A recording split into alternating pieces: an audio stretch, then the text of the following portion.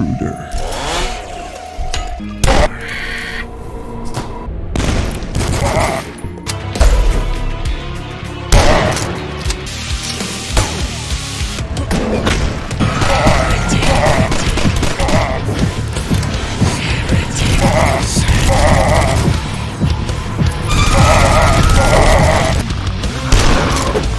Doom 2016, after its release, created a seed for the return of old-school shooters like said franchise, as well as Quake, Duke Nukem, Serious Sam, and many others. And while we had a few prior to 2016's release, games like Hard Reset and the reboots of Shadow Warrior and Rise of the Triad, they didn't do enough to set forth a resurgence. But after 2016, the floodgates had been opened. id Software and Bethesda had impressed everyone so much with how they not only returned a legendary franchise, but also returned it to its roots. Fast-paced action, multi-layered maps with dozens of arenas and traps to plow through. Doom 2016 from beginning to end was a power trip unlike any other. It wasn't too long until we saw a number of old-school shooters come running into the Steam marketplace, showing that it was like Doom or Quake, and a lot of them were really good, bringing back a nostalgic element that was felt during the 90s. They didn't have the budget nor the modern graphics of 2016, but they had the spirit of the old games. And in 2018, we would get what I would arguably call the best of the bunch. DUSK. DUSK is an old-school shooter, or boomer shooter as they call them nowadays, developed by David Szymanski, and published later on during its development cycle by New Blood Interactive once it was ready for release. During the time, people had gotten impressions that it was like a retro version of Doom 2016, or just Doom on a lower budget, but I disagree. If anything, it harkens more so to the original Quake as well as other shooters like Blood, which revolved around cults and otherworldly entities. DUSK is so polished that it ruined a lot of other boomer shooters for me, that just feel inferior to it, save for a few exceptions. You have Quake and Blood having a baby, born in a country farmhouse in Pennsylvania, only for it to become a nightmarish hellscape as you progress, filled with chainsaw-wielding hillbillies, wizards throwing fireballs, and other unholy creations that are thrown into the mix. As you start the game, we find ourselves in a dark room, with a voice saying, "Kill the intruder." 3 hillbillies with chainsaws come out, and the game begins. DUSK does have a story, but a lot of it is told in the form of lore, or its environment so to speak. Our character is called the Intruder, or Dusk Dude. Not much is known about him other than that he was a treasure hunter who happened to be in the wrong place at the wrong time, in the fictional town of Dusk, set in Pennsylvania, where the developer comes from. Anyone that lives there will begin to notice a lot of similarities, since David himself took a number of pictures that he could use to fully realize the world of Dusk, and it pays off really well here, as you will find in episode 1, The Foothills. Speaking of episodes, it follows the same episodic structure as the original Doom and Quake. There are 3 in total. In order, there's The Foothills, The Facilities, and The Nameless City. The first episode is the most grounded in reality compared to the last 2, where they get progressively more nightmarish and distorted. In the case of your character, you end up having to fight your way through thick and thin, faced with a number of cult-like enemies, aggressive soldiers, and monstrous forms that are from another reality entirely. The pacing for each episode is smooth and yet somewhat separate, different ideas meshing together that does eventually pay off, unlike the first Quake where it became more or less the same no matter what episode you picked. The episodes in Dusk offer entirely different locales and even monsters that seem to fit in the right place. Maps are laid quite well, filled with secrets and ways to move about in the arenas. They all feel unique from each other, and each episode have their own identities that coexist with one another. My personal favourite is the third one, for how alien and abstract it feels compared to the last 2. Each episode also ends with a wall of text like in Doom, giving a bit more information as to what was done and what's next. I'd say that story is more or less told in the setting, and all the Easter eggs that you can find in the game if you're a fan of not just 90s shooters but also horror movies can also be found, since Dusk nods to both categories. The setting of Dusk is amazing. Each level always offers something new, and are highly replayable because of how fluent and fun the gameplay can be. Dusk is like Quake on steroids. You have the same feeling of movement, alongside the addition of sliding, bee-hopping, doing backflips and front flips while you're up in the air, not to mention the use of crossbow jumping, rocket jumping, etc. Dusk has all the makings of an arena shooter, and does it better than most of them in my opinion because of how much mobility and variety is available to you. You also have a selection of weapons that all feel useful and aren't left out. Speaking of which, their designs harken back to Blood, where you have more old-fashioned equipment to work with. David Szymanski had stated that he wasn't really a big fan of weapons that looked too exotic. He had preferred the type of weapons that were more conventional and grounded in reality. and it shows here that the weapons don't have too much of a complicated design. They're simple and effective, and that's good enough for me. Every weapon, from the sickles to the pistol, the shotgun, super shotgun, assault rifle, hunting rifle, crossbow, mortar, and riveter, all serve different functions, and yet you could use any one of them in any arena the game throws at you. And Dusk loves to throw a lot of ambushes and traps your way, where everything is quiet. But the moment you press that button, or you pick up that key, all hell breaks loose. Coming from a Doom and Quake background, I can generally see it coming, but even then, there were still a few surprising moments that caught me off guard at times. And like I said, you can use whatever weapon you want, but of course there are more optimal ways to use them depending on the foe you're fighting. You have a walking hulk of a soldier, just shoot him with a hunting rifle and he's gone. You've got foot soldiers thinking they can mow you down, well, mow them down with the assault rifle. You have a cluster of enemies in one spot, use the riveter. Or if you have a number of enemies in a straight line, use the crossbow to take them out with one bolt. You get the idea. Initially it's like a puzzle, but once you recognize the effectiveness of a particular weapon, it then makes the arenas a lot easier to tackle. Again, the game is polished to a T. Movement is fluid and dynamic. The weapons are responsive and the enemies all have their own unique quirks. And you have power-ups and special items that can give you a needed edge at times. You have a power-up that stops time when you stop, faster rate of fire, one that lets you climb up walls and leap across, etc. And of course you have a mega health pickup and a backpack that replenishes ammo. Dusk is just incredibly satisfying to play. I've played many shooters where it was a one and done experience.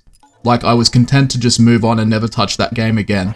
But Dusk on the other hand always makes me keep coming back for more. Whether it's the custom content or the desire to replay the episodes and find all the secrets, or just play on a higher difficulty like Sarah Mioto or Duskmare. The game's hardest difficulties, speaking of which, has a few in particular, 5 to be exact, like Accessible, Go Easy, I Can Take It, Sarah Mioto, and Duskmare. For starting players, I would recommend the 3rd difficulty, since the last 2 are only for players that know what they're doing. Duskmare is the game's version of Doom's Nightmare difficulty, but with a terrifying caveat, and that is a one-hit kill factor. Any enemy, even the cockroaches that you fight in the beginning, can kill you in one hit. Oh, and also, each difficulty increases the projectile speed, so you can only imagine how far the Duskmare difficulty takes it.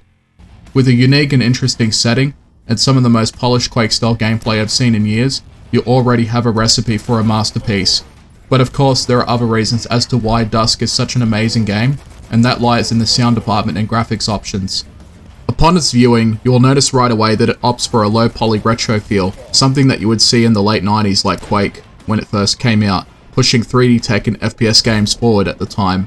Dusk takes the same style and improves on it further, adding in different filters, making it even blurrier so that it has an even more retro feel to it. You can also customize your crosshair, change the game's overall color, even pixelize it down to Game Boy levels. The game also gives you presets that you can toy around with, adding different levels of atmosphere into an already atmospheric game. The game runs really smooth because of its low spec nature. Even if your specs aren't quite up to date nowadays, you shouldn't have too many issues running this game. As I've said, the designs of the levels and the enemies look great, each episode adding even more meat to the table with different flavors. In my opinion, Dusk definitely does this better than a lot of the other boomer shooters that I've seen out there. The sounds are both eerie and punchy, gnarly and ugly, but beautiful in its own way. All the weapons ring out in a good way and doesn't overdo it or underbake it like some other games do. Sound is really difficult in this regard because everyone has different preferences, so it's impossible to please everyone here. But in this case, Dusk nails it with the weapons, at least in my opinion anyway.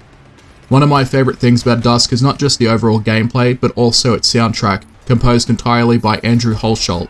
He's known for remaking the Knee Deep in the Dead episode songs, done the soundtracks for Medieval and Proteus, as well as working on the Doom Eternal Ancient Gods DLC, along with David Levy. If you like the soundtracks of Doom 2016 and Eternal, then you're in for a treat. The soundtrack of Dusk bounces from eerie ambience, and when the situation escalates into action, it becomes full-on metal. Every track in this game was calculated into being put at the right moment. No track feels out of place here. I listen to its soundtrack on and off, like when I go to the gym, or when I'm drawing artwork or looking at other people's artwork. It's one of my favourite soundtracks in a shooter as of late, and I think it's just as good as the soundtracks from Doom 2016 and Doom Eternal. The benefit of making old school style games is that they often have the utility of extensive modding, whereas with something like Doom Eternal you're somewhat limited.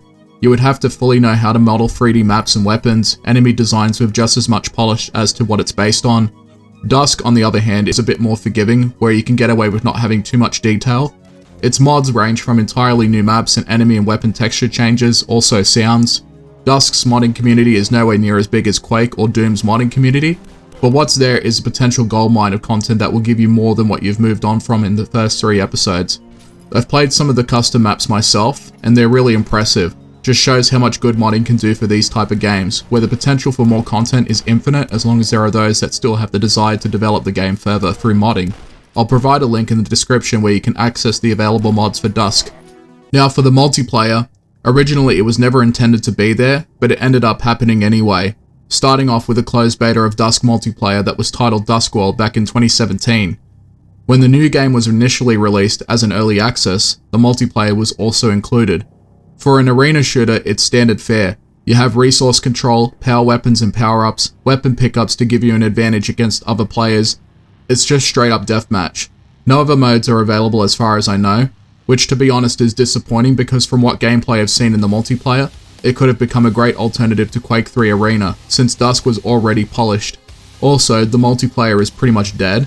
There are no active servers on my end, and the only way to find games at all is in the LFG tab in the New Blood Discord server. If you want to find a match, ask around and see if anyone is willing to play with you, or you could open your own server and let people know if they want to join. Either way, the multiplayer itself is actually great, but it wasn't given any further support or development, and is now on life support with the help of the game's fans. However, an additional mode was added to Dusk called Endless Mode, where you have a few maps to select, and it's just wave after wave of enemies until they finally put you down. Still, further development in the multiplayer, a co-op mode for Dusk even on just Endless Mode or the episodes would have been amazing. Dusk for me is a miracle of a retro style shooter. It cherry picks all the best elements from old school games from the 90s and takes inspiration from even movies. It has fantastic and dynamic gameplay, satisfying gunplay, a kick-ass soundtrack with a kick-ass aesthetic, a variety of graphics options, and a great potential for further modding.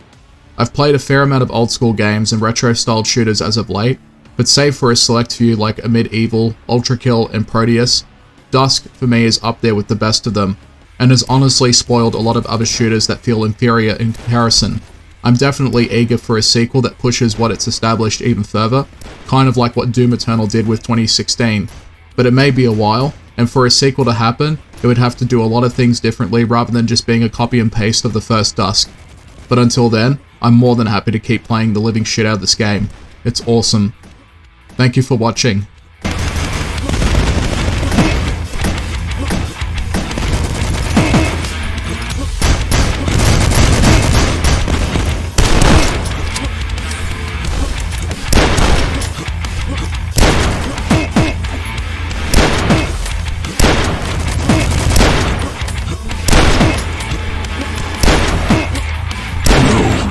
No, you can't betray me! My disciples!